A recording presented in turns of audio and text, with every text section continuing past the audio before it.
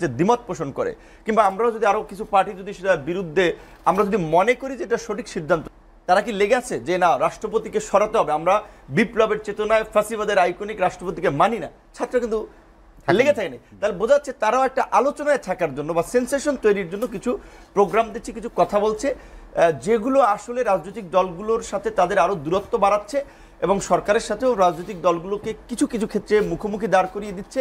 এই পরিস্থিতিটা বোধহয় আমাদের কারোই কাম্য না। আপনি কি মনে হয় যে জাতীয় নাগরিক কমিটি যারা এরই মধ্যে ঘোষণা দিয়েছে যে এই মাসেই তারা দল গঠন করবে, দলের ঘোষণা আসবে, প্রতীক সব কিছুই তারা করবে, তারা যারা দল করছে বা তাদের যারা সতীর্থ তারা সরকারেও আছে, সরকারে ছেড়ে দলে গেলে অথবা কেউ সরকারে থাকলো কেউ দলে গেল, তখন কি হবে? তখন কি আপনারা যে আমরা প্রক্রিয়ায় নেবেন কিনা এই বিষয়ে? আমরা নতুন বাংলাদেশের কথা বলছি, নতুন রাজনৈতিক বন্দোবস্তের কথা বলছি, তাহলে এখন তো এই আন্দোলনের যারা আইকনিক লিডার ছিল, তরুণরা, আমাদের সহকর্মীরা, সহযোদ্ধারা, আমার সাথে একসাথে রাজনীতি করেছে, অ্যাক্টিভিজম করেছে, তাদের প্রতি আমার সবসময় সম্মান, ভালোবাসা, দোয়া রয়েছে, তারা আরো অনেক দূর এগিয়ে যায়। কিন্তু তারা তো একটা নতুন দৃষ্টান্ত স্থাপন করতে পারে নাই যে না আমরা আন্দোলন করেছিলাম 52 এই আপনার ধরেন 71-এর মুক্তিযুদ্ধ কিংবা 69-এর গণ অভ্যুত্থান, 90-এর স্বৈরাচার বিরোধী আন্দোলন বা 111-এর সময় যারা বিভিন্ন সময় আন্দোলন করেছিলেন, যে সমস্ত আন্দোলনের সরকার পতন হয়েছে, সেইখানে ছাত্র আন্দোলনের ছাত্র নেতারাই মুখ্য ভূমিকা পালন করেছেন। অবশ্যই এটা ঠিক যে পরবর্তীতে তরুণদের চিন্তা ভাবনার অনেক আমরা প্রতিফলন খুব করেছি, সেটা আমরা দেখি নাই। কিন্তু এইখানে এই একটা নতুন রাজনৈতিক শক্তির উত্থানের কথা বলছি, আন্দোলনের নেতারা যদি নিজেদেরকে ওই জাতীয় ঐক্যের জায়গায় রেখে নতুন রাজনৈতিক বন্দোবস্তের জন্য কাজ করত, তারা মানুষকে সংগঠিত করতো, তারা কিন্তু এখনকার এই কোশ্চেনে পড়তো না, একটা শক্তিশালী প্ল্যাটফর্ম হতো।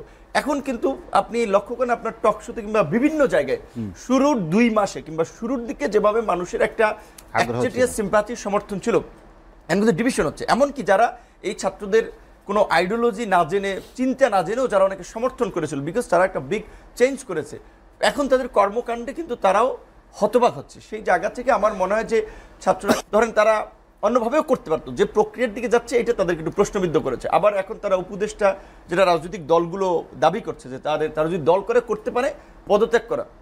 এখন ধরেন ছাত্র স্বাভাবিকভাবেই আন্দোলনের আমাদের 3 তরুণ মেধাবী নেতা যারা উপদেষ্টা হয়েছে, সরকারের পুরো উপদেষ্টা প্যানেলের সাথে তো তাদের একটা নেক্সাস আছে।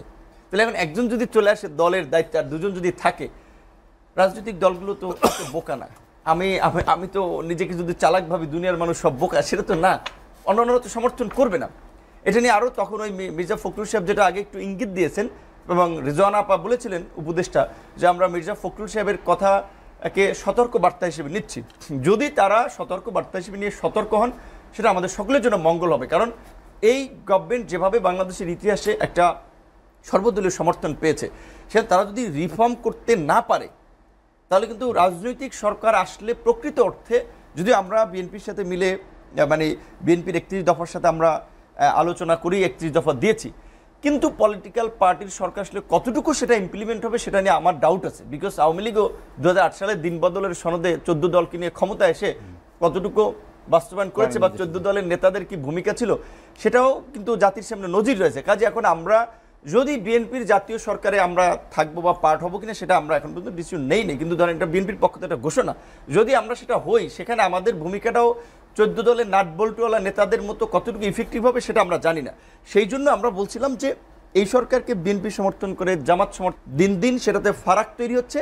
এখন সবাই যার যার রাজনৈতিক ধান্দা আছে, মানে সরি ধান্দা আছে তো এটা বললাম, রাজনৈতিক ফায়দা নেওয়ার চিন্তা আছে, কে কোন জায়গায় কার লোক বসাবে, কে কোন জায়গায় ব্যবসা করবে, কোন ব্যবসায়ীকে তার পক্ষে নেবে, এবং আগামী নির্বাচনে কে কিভাবে কয়টা সিট নেবে, কে কিভাবে জিতবে, সরকার গঠন করবে, একটা প্রতিযোগিতা লেগে গেছে। এবং এই প্রতিযোগিতা যদি চলে তাহলে আমি আপনাকে বলছি যে 10 বছরের মধ্যে আওয়ামী লীগ কাম ব্যাক করবে। আপনি লিখে নেন, এই নির্বাচনের পরের নির্বাচনে আওয়ামী লীগ কাম ব্যাক করবে, যদি আমরা জাতীয় ঐক্যের ভিত্তিতে এবং আপনার এই সংস্কার এবং একটা গ্রহণযোগ্য নির্বাচনের দিকে যদি না যেতে পারি। এবং আওয়ামী লীগ নিষিদ্ধের প্রশ্নে দেখেন, ওই যেটা বলছিলাম, কোনো রাজনৈতিক দল জোরালো কথা বলছে, ইনক্লুডিং বিএনপি কিংবা জামাত, কেউ বলছে না যে আওয়ামী লীগকে নিষিদ্ধ করো।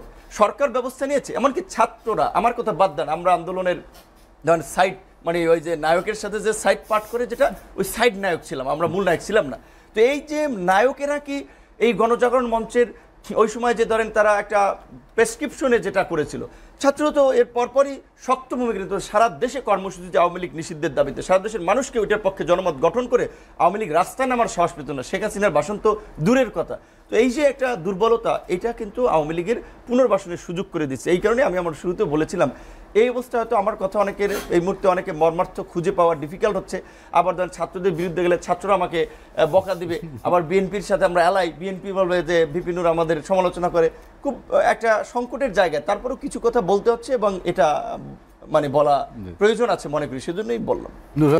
আপনাদের রাজনৈতিক শক্তি যে দল, তারা আসলে কি পুরনো যারা, অর্থাৎ যারা এখন প্রচলিত রাজনীতি করছেন যে দলগুলো, তাদেরকে আসলে ডান দিক অবস্থানে নিয়ে যাবে কিনা, নিজেদেরকে রাজনৈতিক নতুন শক্তিকে তারা ভয় পাচ্ছে কিনা বা থ্রেট মনে করে? আমরা তো আসলে মানে ভেবেছিলাম যে সবাই আমাদেরকে ওয়েলকাম করবে, কিন্তু আমরা আসলে পারতপক্ষ দেখছি আসলে সবার মনে একটা ভয় কাজ করছে তরুণদেরকে নিয়ে।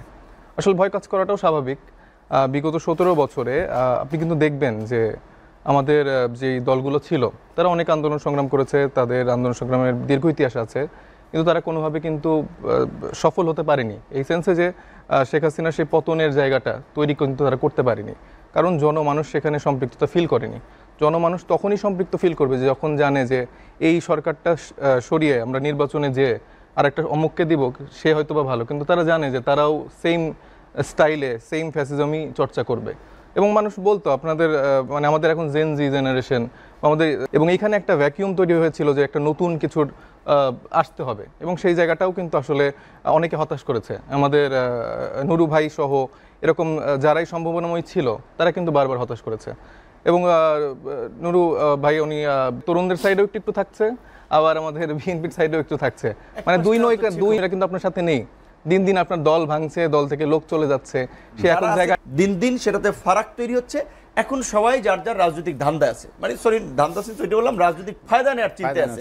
কে কোন জায়গায় কার লোক বসাবে, কে কোন জায়গায় ব্যবসা করবে, কোন ব্যবসায়ীকে তার পক্ষে নেবে, এবং আগামী নির্বাচনে কে কিভাবে কয়টা সিট নেবে, কে কিভাবে জিতবে, সরকার গঠন করবে, একটা প্রতিযোগিতা লেগে গেছে। এবং এই প্রতিযোগিতা যদি চলে তাহলে আমি আপনাকে বলছি যে 10 বছরের মধ্যে আওয়ামী লীগ কাম ব্যাক করবে। আপনি লিখে নেন, এই নির্বাচনের পরের নির্বাচনে আওয়ামী লীগ কাম ব্যাক করবে যদি আমরা জাতীয় ঐক্যের ভিত্তিতে এবং আপনার এই সংস্কার এবং একটা গ্রহণযোগ্য নির্বাচনের দিকে যদি না যেতে পারি। এবং আওয়ামী লীগ নিষিদ্ধের প্রশ্নে দেখেন, ওই যেটা বলছিলাম, কোনো রাজনৈতিক দল জোরালো কথা বলছে, ইনক্লুডিং বিএনপি কিংবা জামাত, কেউ বলছে না যে আওয়ামী লীগকে নিষিদ্ধ করো। সরকার ব্যবস্থা নিয়েছে, এমনকি ছাত্ররা, আমার কথা বাদ দেন, আমরা আন্দোলনের ধরেন সাইড মানে ওই যে নায়কের সাথে যে সাইড পার্ট করে, যেটা ওই সাইড নায়ক ছিলাম আমরা, মূল নায়ক ছিলাম না। তো এই যে নায়কেরা কি এই গণজাগরণ মঞ্চের ওই সময় যে ধরেন তারা একটা প্রেসক্রিপশনে যেটা করেছিল, ছাত্ররা তো এর পরপরই শক্ত ভূমিকা নিত সারা দেশে কর্মসূচিতে আওয়ামী লীগ নিষিদ্ধের দাবিতে, সারা দেশের মানুষকে ওইটার পক্ষে জনমত গঠন করে আওয়ামী লীগ রাস্তায় নামার সাহস পেত না। শেখ হাসিনার বাসন তো দূরের কথা। তো এই যে একটা দুর্বলতা, এটা কিন্তু আওয়ামী লীগের পুনর্বাসনের সুযোগ করে দিচ্ছে। এই কারণে আমি আমার শুরুতে বলেছিলাম এই অবস্থায় হয়তো আমার কথা অনেকের এই মুহূর্তে অনেকে মর্মার্থ খুঁজে পাওয়া ডিফিকাল্ট হচ্ছে। আবার ধরেন ছাত্রদের বিরুদ্ধে গেলে ছাত্ররা আমাকে বকা দিবে, আবার বিএনপির সাথে আমরা এলাই, বিএনপি বলবে যে ভিপি নূর আমাদের সমালোচনা করে। খুব একটা সংকটের জায়গায় তারপরেও কিছু কথা বলতে হচ্ছে এবং এটা মানে বলা প্রয়োজন আছে মনে করি, সেজন্যই বললাম।